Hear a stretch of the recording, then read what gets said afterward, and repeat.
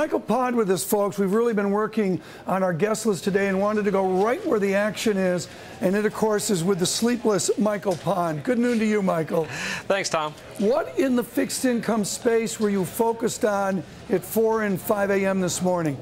Well, over the past several months, Tom, when investors have asked us about the whole debt ceiling issue and the potential for a U.S. ratings downgrade, we've been saying that we don't know whether rates are going to go up or down. We think the curve is going to steepen, and that's exactly what's happening today as intermediate treasuries are rallying more than the long end. Ultimately, though, we don't think the rating action is what's driving today's move. It's more about investors focused on the economy and investors focus on not just the U.S. but what's going on in Europe and whether their officials have the will to do as much as necessary. Right. And in the U.S., whether the fiscal or monetary authorities have any bullets left.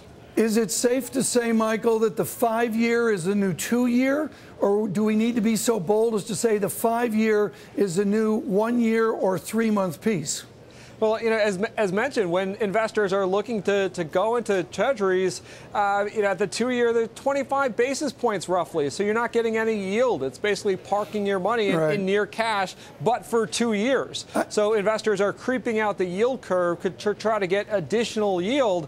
But there's just not a whole lot out there. The 5-year is just north of 1%. I know, Michael, you and AJ Rajadox are out trying to outdo each other for no sleep here. We see Berkshire Hathaway with a negative watch by Standard & Poor's. What does that signal to you as we go from a AA+ nation on to those ratings filtering through?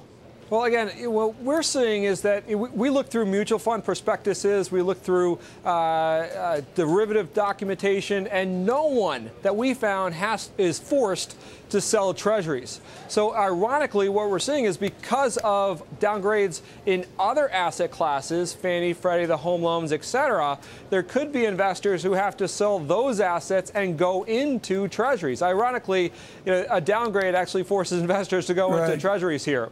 So what we're seeing is a risk-off trade because of those other rating agencies downgrade, because of the uncertainty that is put into the economy, additional uncertainty, and the question about confidence. Investors are flocking to treasuries because it's still one of the most, one of the largest, most liquid asset classes in the world, Tom. Michael, thank you for stopping by.